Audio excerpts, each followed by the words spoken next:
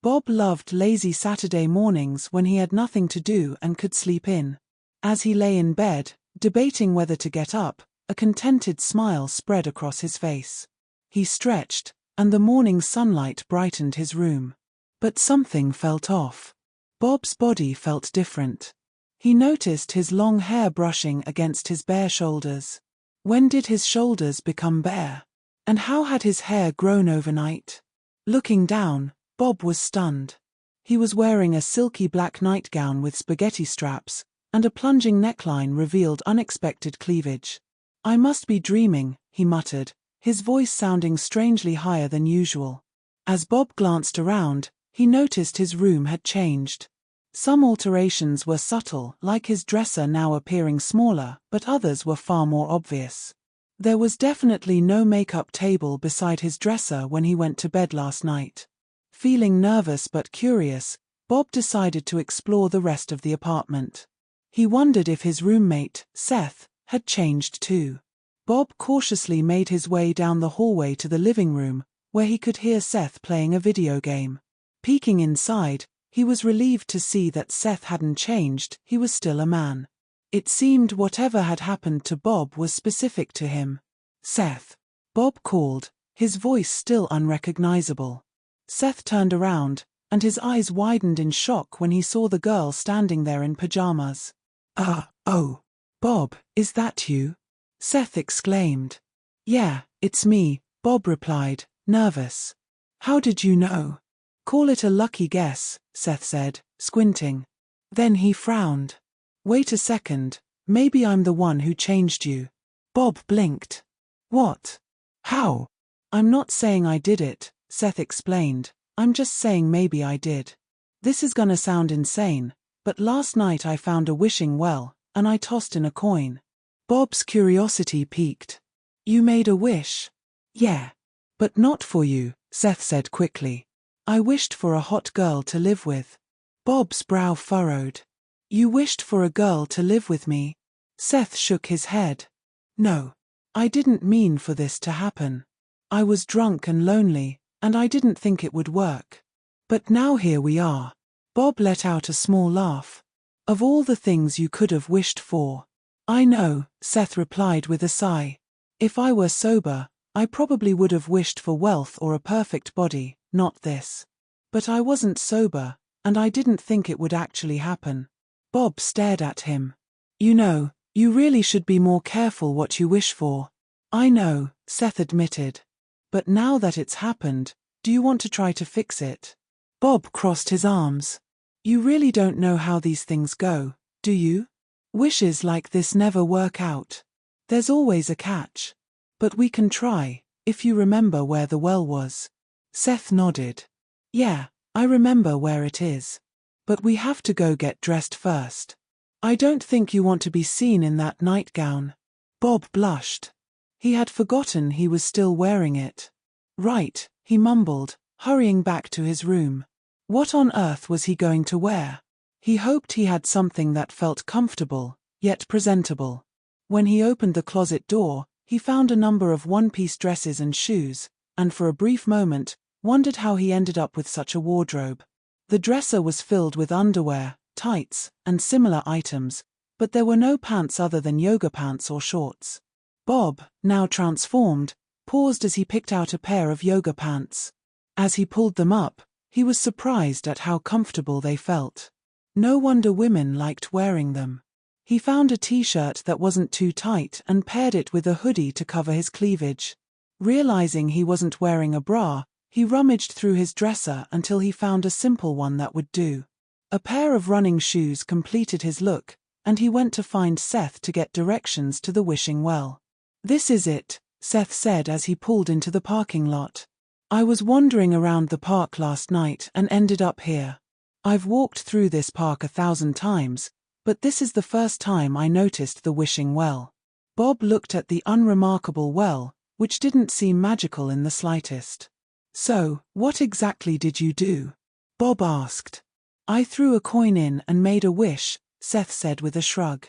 Bob dug through his purse and pulled out a large, feminine wallet. He took out a quarter, closed his eyes, and wished to be his male self again, tossing the coin into the well. He watched it sink to the bottom and waited. Nothing happened. Maybe it takes time, Seth suggested. You were still a guy last night, and you didn't change until this morning. Yeah, that's probably it, Bob agreed, though he wasn't entirely sure. Let's go home and see what happens tomorrow. Okay, Seth nodded. But while we're out, do you want to grab something to eat? I'm starving. Yeah, me too, Bob said. I forgot to eat breakfast this morning. Funny how waking up as a girl can make you lose your appetite. Seth smiled. I know a great pizza place around the corner. It's not fancy, but the food is amazing. Bob blinked. We go there all the time. Oh, I know, Seth laughed. It's just one of those spots I like to take dates. Bob blushed, realizing why Seth had said that. It took Seth a moment to catch on, and when he did, he turned red. He opened his mouth to speak but no words came out, blushing even more than Bob. Let's just go, Bob said, breaking the awkward silence. And it's not a date.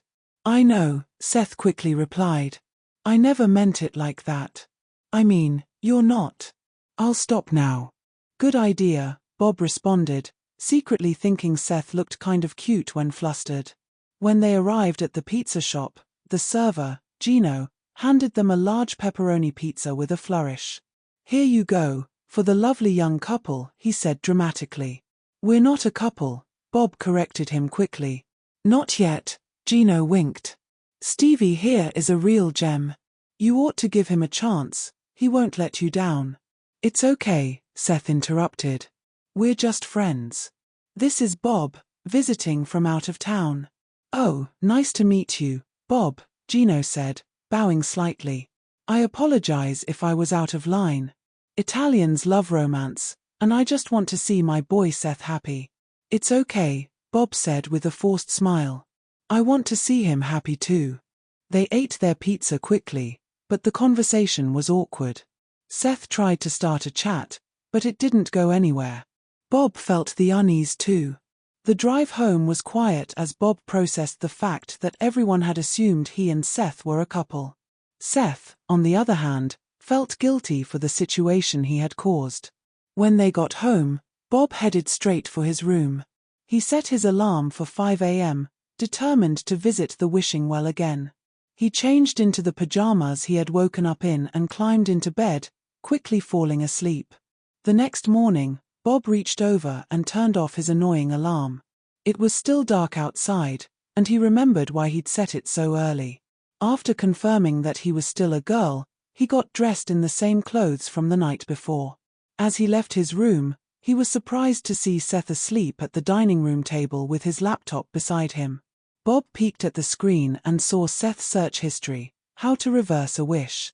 That's sweet, Bob thought, not wanting to wake his tired roommate. He quietly headed for the door. Before he could leave, Seth stirred. You're not leaving without me, are you? He mumbled groggily. Bob stammered, I'm just going back to the well. Either it'll work, or it won't, but I'm going to try all day. I didn't think you'd be interested. Interested? Seth laughed. I feel so guilty about what happened. I feel like I'm the one who should be there. Making wishes is, well, I think you've wished enough. Bob smiled. Yeah, fair enough. Seth nodded. Believe me, Bob, if I could put things back to normal, I would. I never in a million years thought something like this was even possible. I know, Bob replied, nodding. I don't blame you. How could you have known the wishing well was loaded, right? Exactly, Seth said, smiling. He wasn't sure if Bob was being sincere or sarcastic, but either way, he was relieved that Bob could still joke about it. Hurry up if you're coming, Bob urged. We're burning daylight. Seth jumped up, grabbed his keys, and didn't even take a minute to freshen up. He splashed some water on his face, ran his fingers through his messy hair, and grabbed his jacket. Okay, let's go then, he said. The drive was far less awkward than the previous night. Bob seemed in a much better mood, and Seth was grateful for that. There it is, Bob smiled, spotting the well from the day before. Let me out here, and I'll try my first wish while you park. Okay, sure, Seth said, slowing the car. Bob jumped out the second it stopped and ran towards the well. Seth watched, holding his breath, as Bob threw a coin into the well and closed his eyes. He could see Bob moving his lips, but after several minutes, he was still the same. Swearing under his breath, Seth pulled into the parking lot, took a ticket, and found a spot. I really hope he's not stuck like this, he muttered. He walked over to Bob to see how things were going. I tried to word the wish in so many ways, and nothing ever works, Bob frowned. Are you sure you didn't do anything else? Just tossed in the coin and made your wish. That's it, Seth nodded.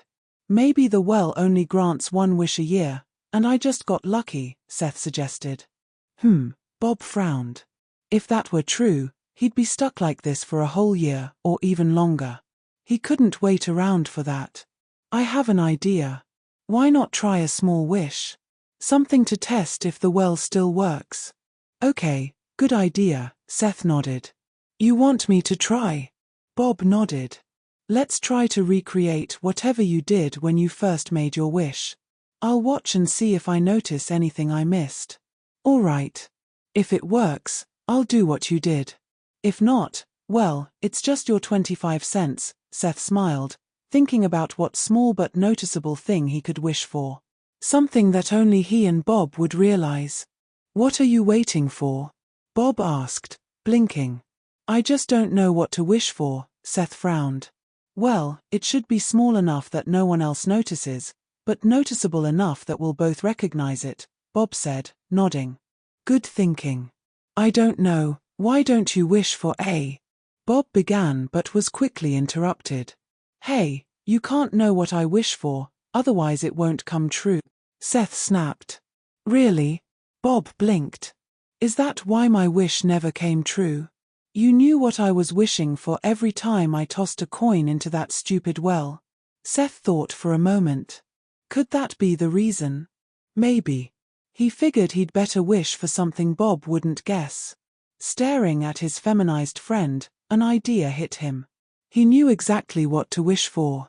Seth closed his eyes, whispered a little prayer, then opened them and tossed the quarter into the well, thinking hard about his wish. He muttered it under his breath as the coin sank into the murky depths. Several moments passed as Seth watched the coin disappear. He looked up to see if anything had changed. What the hell did you do now? Bob snapped. Seth glanced at his friend and smiled. Bob didn't look too happy, and seeing Seth smile only made him angrier. A dress? You wished I was in a dress and makeup too? Bob grumbled, tugging at the hem of the short black dress, trying to cover his bare thighs. The black pantyhose did little to conceal his embarrassment, and the heels on his feet only added to his shame. Look, we agreed the wish should be something no one would notice, Seth explained. Who's going to notice a hot girl wearing a dress? Everyone, Bob muttered. I can feel every eye on me right now. Seth chuckled. I never thought of that. But no one should bat an eye at a girl wearing a dress, it's normal enough. And hey, the point is that the wish actually worked. That's true, Bob said with a small smile. There's hope yet. Why don't you try wishing me back to my old self? Maybe it has to be you who makes the wish, Seth suggested. Okay, sure, Bob replied. I'll give it a shot. Seth tossed another coin into the well, repeating his wish over and over as the coin fell into the water. After watching the coin sink, Seth looked up to see Bob still in his female form. Apparently, it's not you who's special, Bob frowned. Seth sighed. I thought maybe I could just come back here and make a wish, but maybe it's about other people knowing what you're wishing for. Why don't you try wishing for something that no one would suspect? Bob suggested. Seth nodded, though Bob seemed just as unsure as Seth had been. There were so many things to wish for, how could he decide? Then it hit him. Tossing the coin into the well, Bob did exactly what he had seen Seth do before. He followed the coin with his eyes as it disappeared beneath the water, then looked up at Seth and down at his own body. What did you wish for? Seth asked, his eyes following where Bob's gaze was focused. You didn't wish for bigger, Did you? What? No. Bob snapped. I wish to be back in my old clothes. You did. Seth blinked. That doesn't seem like a very big wish. I wonder why it didn't work, unless… Bob's ears perked up. Unless what? Well, I was looking up things about wishes, Seth started. A common thread that came up was that a wish can't undo another wish. Is that true? I have no idea, Bob replied, blinking. Seth shrugged. I've never had a chance to test it until now, but it would explain why we can't undo my wishes. That makes sense, Bob nodded. I'll try wishing for something else then. I haven't had any luck so far. We're still not sure if you're the key to this wishing well or not. I'm not sure how that could be, Seth said, shrugging again. Go ahead, let's see if you can change something small. Bob nodded and sashayed over to the well. Seth couldn't help but watch, his eyes following her movements as her heels made her legs look amazing. The short dress finished the look perfectly, and he smiled, lost in thought. Oh my God! Bob squealed. It worked. It really worked. Seth blinked, snapping back to reality. What did you do now? Bob laughed. But you're still a hot girl in a short dress, Seth pointed out. Why are you so happy? I didn't wish against your wishes this time, Bob grinned. I copied them. You what? Seth gasped, looking down. He realized he was wearing a short black dress very similar to the one Bob had on, and even more shocking, it fit him perfectly, hugging all the right spots. I'm a girl, Seth said, staring in disbelief. Yes, Bob laughed. I thought it was only fair. Now we're both equally motivated to find a wish that can change us back. I can't believe you do this to me, Seth frowned. I didn't mean to change you into a girl, and now you've done this on purpose. You may not have meant it, but you did this to me too, Bob replied. And no matter what you say, you first turned me into a hot girl, and then second, you put me in a sexy outfit.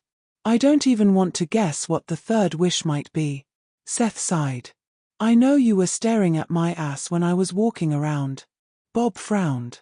Like you said, everyone was staring at your ass. Seth smiled weakly. It's a great ass, and now yours is too. Bob grinned. We need to find a way to change back. Seth frowned. I can't be a girl. I don't want to be stuck like this forever. Then let's make another wish, Bob replied, turning to the wishing well. Bob was shocked by what he saw. Seth let out an audible gasp as he came to a halt. It's gone. Seth blinked. It is. Bob nodded. Where the well had once stood, there was now just a small plaque. The writing on it was in a language neither of the girls could recognize. Bob quickly took a picture to check online later. What are we going to do? Seth asked desperately. I don't know, Bob whispered. The girls headed home, trying to come up with a plan. They decided to search online and see if there were any other wishing wells nearby. 2 months later, Bob and Seth were still searching for a way to return to their former selves. They'd adjusted to being girls, perhaps a little too well, if you asked either of them. It seemed that the wish had not only changed their clothes but also their sense of style. Bob found herself loving shorts, skirts, and heels with tights, while Seth embraced skirts right from the start. I finally got a hit on the plaque, Seth said excitedly after checking her email. Someone recognized it. Bob asked, rushing over to see what the commotion was about. What did it say? Yeah, Seth smiled. It says it's a lost language from a dead civilization. The best translation they could come up with is, all's well that ends well.